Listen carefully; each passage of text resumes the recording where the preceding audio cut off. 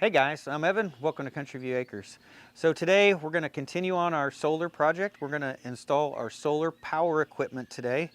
We're going to be installing the Canadian Solar EP Cube. It is a hybrid inverter with battery backup. It's an all-in-one system. Now it is a rain-proof enclosure. You could actually mount it outside, like on the wall of your house or your building. But it can also be mounted inside, and that's what we're going to be doing. We're going to be mounting it inside our workshop here. We made a special room just for our solar power equipment. So I was wanting to install a system that was easily added on to later. So if I wanted to put more solar panels in or put more batteries in, I could do that without having to replace a bunch of equipment. And since my solar panels are up on the roof, I needed to find a system that had a rapid shutdown and had arc fault protection built into it, because that's required by code if your solar panels are on the roof. So those were all the things that I was looking for in a system. So I ended up calling Signature Solar down in Texas, and I talked to them a few times, and they ended up telling me, hey, we got a new system that's getting ready to come out, and we think that it has everything that you're looking for. So we looked at it together, and they went over all the specs with me, and I said, yeah, that sounds like it's going to meet everything that I want. Well, then they ended up offering, well, we can send that to you, and you can do like a long-term test and share your results on YouTube. So they did end up sending us the EP Cube. So thank you to Signature Solar and to Canadian Solar for the EP Cube system. So let's go ahead and see if we get this thing installed. So this is our solar power room, and previously we installed solar panels up on the roof with the rapid shutdown modules on them. And we've got our breaker panel for our critical loads, and we've got our grid connection back here. And now we're ready to do the actual solar equipment. So the EP Cube has two main assemblies, and the first one is the gateway, and it's going to go right here above this wire trough. And the gateway is kind of like the hub. It's kind of like where all the power comes together and goes in and out of the system. It's also kind of the brain of the whole system. And then over here on this side, this is where our batteries are going to go, and they're going to stack up on top of each other. And on top of that is going to be the inverter. And the inverter basically just takes the DC power from the solar panels or the batteries, and it takes it and turns that into AC power that's usable in your house.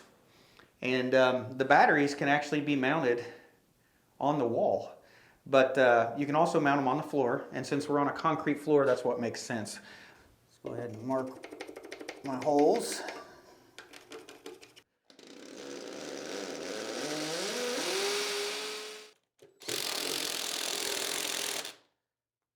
So now they provide you with this template, and I basically just got to get it lined up here with the base and lined up on the floor. So our system's going to have 4 batteries, and then it's going to have the inverter on top. And there's brackets for each one. So we're just going to mark the mounting holes so we can get all the brackets on the wall.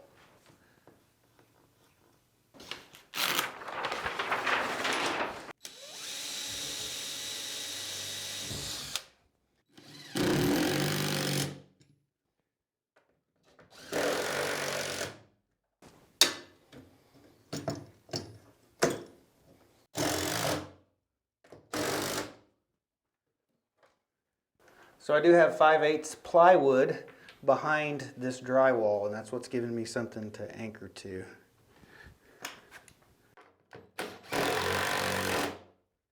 So right here is one of the batteries. It is a 3.3 kilowatt hour lithium iron phosphate.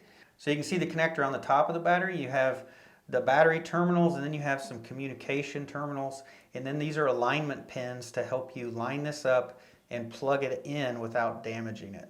So I'm going to go ahead and put the first battery on.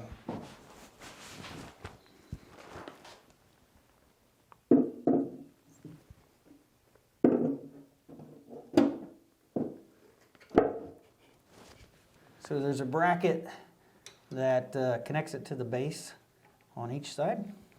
So there is a couple brackets here to attach it to the wall as well.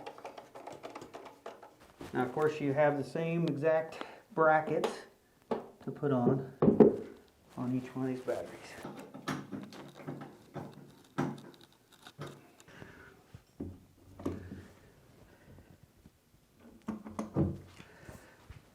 All right, we got our 4 batteries stacked up, and that went fairly quickly. That was just a Phillips screwdriver for all the little brackets. And now we're going to go ahead and put the inverter on top of this. So this actually may be just as heavy as the batteries.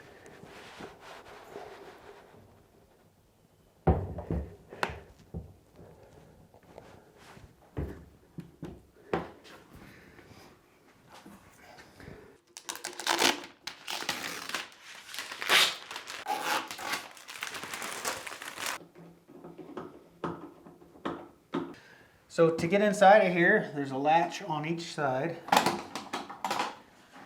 And then this cover comes off.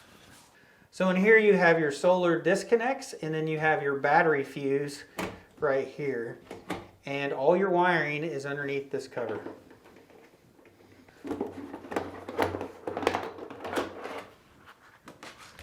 So these terminal blocks are where we wire everything up. Here at the bottom, you can wire up a total of 4 different solar arrays. Now we have 2 to hook up. That means we still have 2 extra that we can hook up later. Right here this is your power out, your 240 volt power out to the gateway, and then here is your communication wiring. This green device is the TGO rapid shutdown module. It's already pre-wired over here to your solar panel wiring on these disconnects. So it is already completely pre-wired for the rapid shutdown.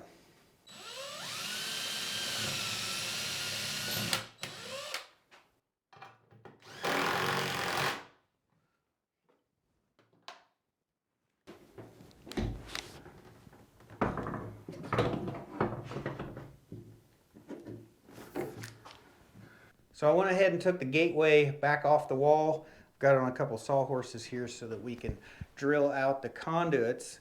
You can see they're marked here on the bottom, and I'm going to make these as big as we can. So I'm going to do two 2-inch conduits here. This is going to be 3 1.5-inch conduits, and then a 1-inch conduit at that end. And we're only going to use, I think, the first 4, but I'm going to go ahead and put these other 2 in. That way, in case we upgrade later, we already have the conduits.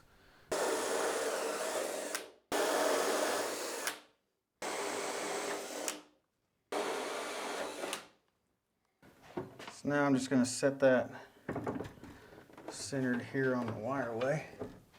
Make sure it's all the way against the wall. And then I'm going to use a pencil. I'm going to mark this out.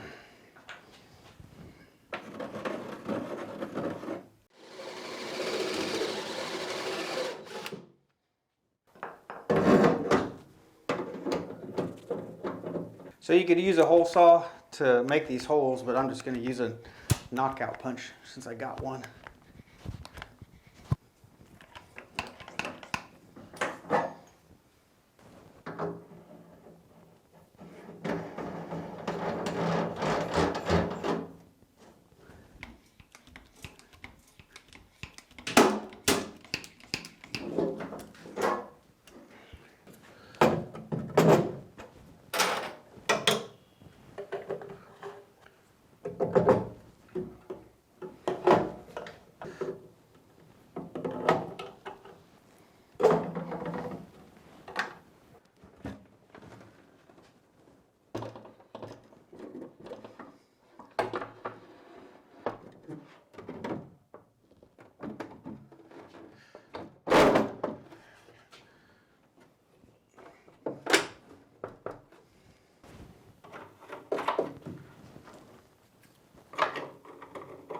So I've only got 2 conduits left to run, and that's going to be to connect the inverter over here through the wiring trough to the gateway. So one of those conduits is going to be for the wiring off of our solar panels. We have it right here coming down to the wiring trough, and it's just going to get that solar panel wiring over to the inverter. And the other is going to be the power output from the inverter. It's going to come through here and go up into the gateway. So one thing I forgot to mention in the solar panel video is that we brought our wiring in here inside of a metal conduit. This is the only metal conduit in this room, and there's a specific reason for that. So the National Electric Code says if you have any DC solar panel wiring or photovoltaic wiring, if it's in a building, if it's inside of a building like we are, it has to be in a metal raceway. So that's why we have it in a metal conduit going into a metal wiring trough.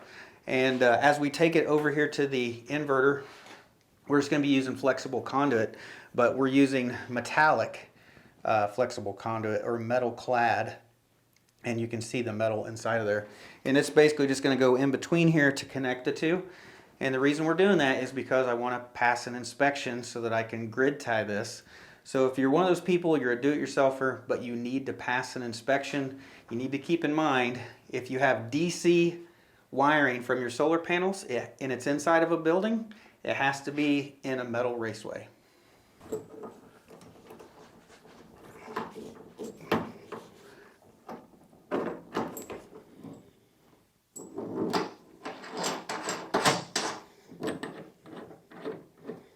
So for the inverter out, this is non-metallic. It's bendier, it bends easier, and this one was a tough one to get in. So it does not have to be metallic, so that's why I'm using this one. And these are like rainproof. These are made for outside, and this is just what I had on hand to use. So now that we got the conduits finished, I can go ahead and start wiring this up. So the gateway here can take a full 200 amp service, and it can pass that through to your house. So you could install this out where your electric service is or where your electric meter is. And then in the event of a power outage, everything in your house is backed up by these batteries. Now, that's not what we're doing. We're doing what they call a partial home backup. So what we're going to have is we're going to have a small panel here in the workshop, and then we'll have another small panel in our house. And those will be powered by the gateway, and then if there's a power outage, they'll be backed up on batteries. So in the event of a power outage, hopefully that will make our batteries actually last longer because we're powering less things. So we didn't need a full 200 amp service back here, so we've just got 100 amps, and that's what we're going to feed this with, and then it's going to output over to our 100 amp breaker panel. And that's the way we're doing it. So let's go ahead and get this wired up, and then hopefully we can get this all commissioned and start making some electricity.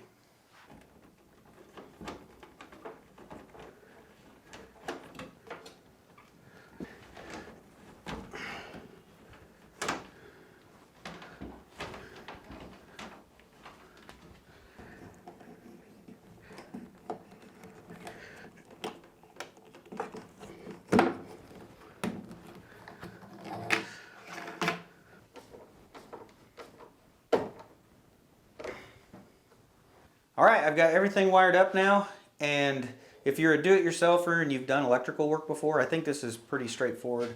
So you have grid power that comes in, and then you have output power that goes out. That's two sets of cables. You do have a communication cable that goes in between the units, and that is actually supplied with the inverter, comes with the inverter. And then you have our two solar panel arrays come down here and land, and then you have the output power from the inverter. It comes in and lands on this breaker right here. So I think that's 5 cables, 5 sets of wires to hook up. Now I do have one more that I need to do, and that is for this button right here. This is the rapid shutdown button. It's going to go on the front of the pole barn. It'll have some signage right above it that says rapid shutdown. So if there's ever a fire, this is where the firefighter can shut down the electrical panels or the solar panels so that nobody gets shocked.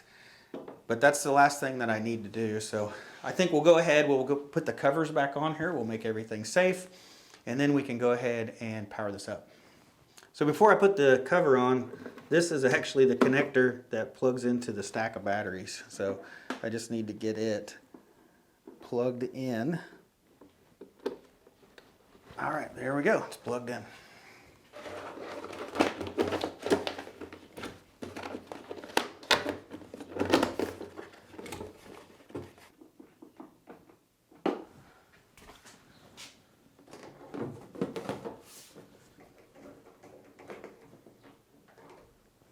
All right, let's see if we can get this thing fired up. So we just got to put in the battery fuse and then our 2 solar panel arrays. We'll turn those on. We'll turn on the breaker to the inverter and then turn on our grid power. So to set this up, you got to have your cell phone. It does have a couple antennas back here. It has 4G cellular, and it also has Wi-Fi and Bluetooth. So You can see there's no screen on here. Everything is monitored through your phone. So to set this up, you have to take a little bit of online training. I did it. It's free training. I think it took me about 3.5 to 4 hours to go through and complete the training. And then once you do, you can get an installer login on here, and it will allow you to commission this for the first time. So once you go through that training, this app, you have more functions with the app basically. So we're going to go ahead and install this and get it set up. So the first thing we got to do is you got to take pictures of all the little QR codes that are on everything so it can import each one of these devices. So got to take a picture of the serial number of the gateway, take a picture of the QR code on the inverter, and then we got to get a picture of each one of these batteries.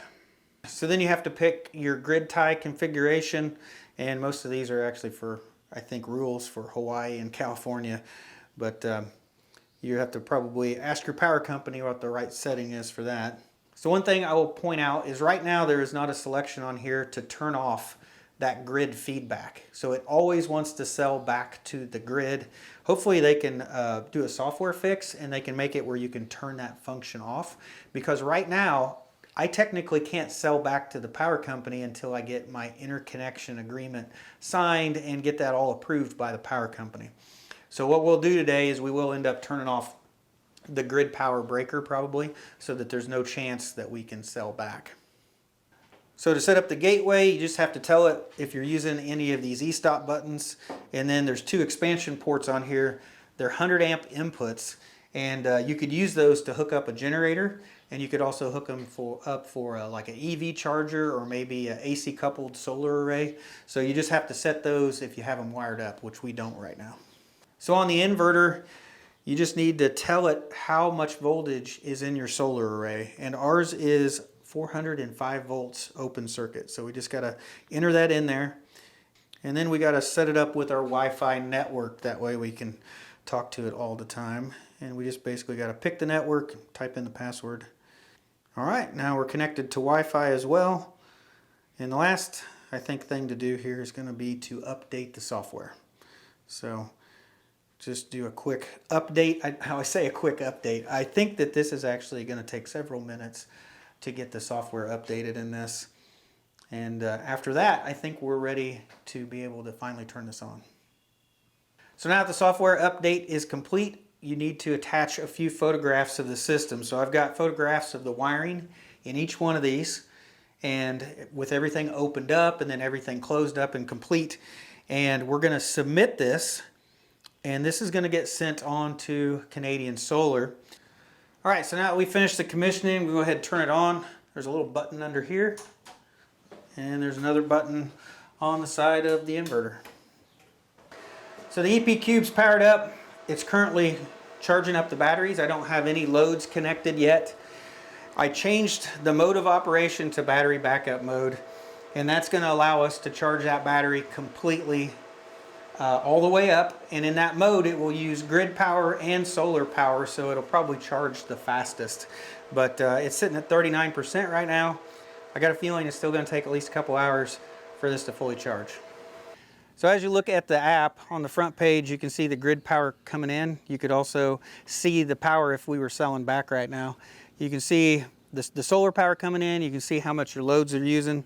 Now I do think that this is a total for the day on this screen. If you want to see what's currently going on, you got to go to the data screen, and then there's a little graph right there at the bottom that shows how it's performed throughout the day. And if you want to see the current value, you just got to scroll all the way over to the side, and you can see right now we're using 4,000 watts off the grid, and we're getting only 460 watts from the solar. So the sun is actually behind a cloud right now. It may look, I don't know how it looks on camera, but it's behind a cloud. It's a cloudy day, and it's not making too much solar. The most I've seen on here is like 3,000 watts out of the 7,000 we have on the pole barn roof. All right, the batteries are fully charged. So I went ahead, I turned the solar off so that I don't accidentally try to sell back power to the power company just yet, since we're not been inspected. So we haven't ran any loads on this yet. So I'm gonna go ahead and switch this transfer switch. And now this panel is running off of the EP cube. So there's only the lights in this room. We've got this outlet here, and then we got 2 freezers behind the camera, and then we've got 4 garage door openers total that are on this. So not very many loads are on the system right now. This is going to subfeed the house to another panel, and then that's where the majority of our energy will be used, is in our house. But since I don't have an interconnect agreement right now, what I want to try to do is, I think I want to see if I can run it in a power outage mode. You know, just go ahead and turn the grid off and see how it acts. So we'll go ahead and turn the grid power off, and this should switch over to battery. There it was. Hopefully you can see it on camera. There was a slight blink of the camera. And now we are on backup power. So I'm gonna go ahead and turn the solar panels back on. And then, at least while the sun's out, that'll keep the battery charged. And that'll be the only way the battery's charging while the grid's off. So like I said, there's not very many loads in here right now, but I think it'll be able to run on it. We'll go ahead. It's not intended to run this way. It's intended to be a grid-tied system to sell the energy back, you know, to the grid, any excess energy. So we're going to run it this way just as a little bit of a test until we get our agreement with the power company where we can start, you know, selling back. So hopefully in the next couple weeks we'll get power trenched over to the house, and we'll have part of that powered by the EP cube as well.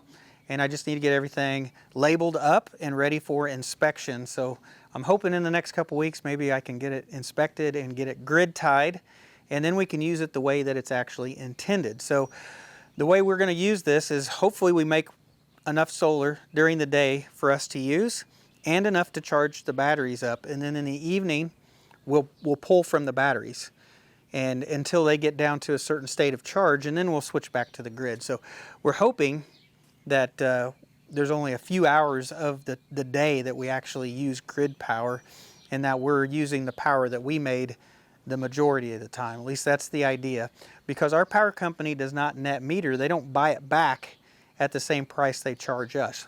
So we buy it for about 14 cents a kilowatt hour. They're going to buy it off of us for about 2 or 3 cents. So it's not equal.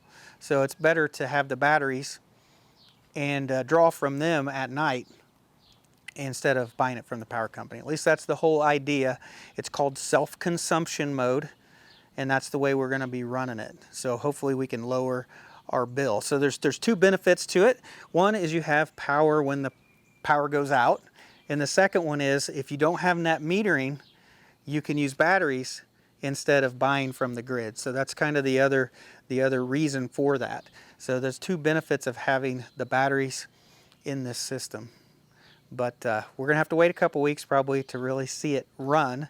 So this was an installation video. It's not the final video of actually seeing the performance of this thing, you know, running the house and seeing how much energy that it looks like we're going to save. That'll be in another video. But I think that's going to be it for this one, guys. So thanks for watching. I'll see you in the next one.